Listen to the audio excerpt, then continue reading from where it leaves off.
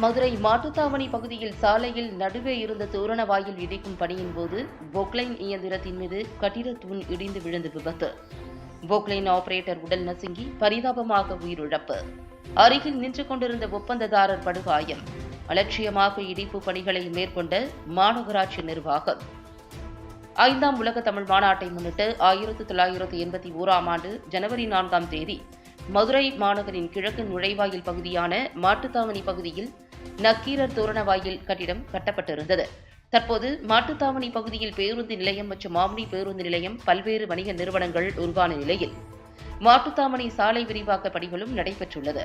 இதில் நாள்தோறும் நக்கீரர் தோரணவாயில் உள்ள சாலை வழியாக பல்லாயிரக்கணக்கான வாகனங்களும் ஆயிரக்கணக்கான பேருந்துகளும் கடந்து செல்லும் நிலையில் தோரணவாயில் போக்குவரத்திற்கு இடையூறாக இருப்பதாகவும் அதனை அகற்ற வேண்டும் என கூறி சென்னை உயர்நீதிமன்ற மதுரை அமர்வில் பொதுநல வழக்கு தாக்கல் செய்யப்பட்டது.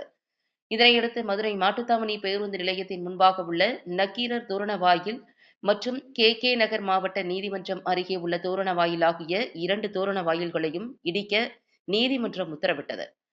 இந்நிலையில் மதுரை மாட்டுத்தாவணி பகுதியில் உள்ள நக்கீரர் தோரணவாயில் கட்டிடத்தை இடிக்கும் பணியானது நேற்றிரவு தொடங்கியது.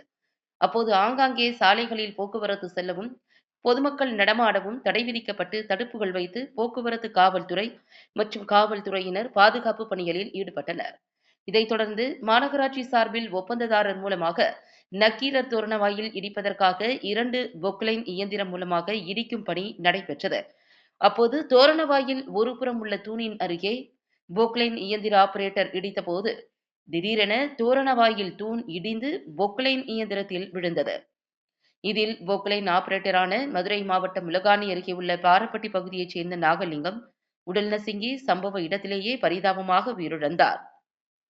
மேலும் பொக்லைன் இயந்திரத்தின் அருகே நின்று கொண்டிருந்த ஒப்பந்ததாரரான மதுரை சம்பக்குளத்தைச் சேர்ந்த நல்ல தம்பிக்கு காயம் ஏற்பட்ட நிலையில் மருத்துவமனையில் சிகிச்சைக்காக அனுமதிக்கப்பட்டுள்ளார்.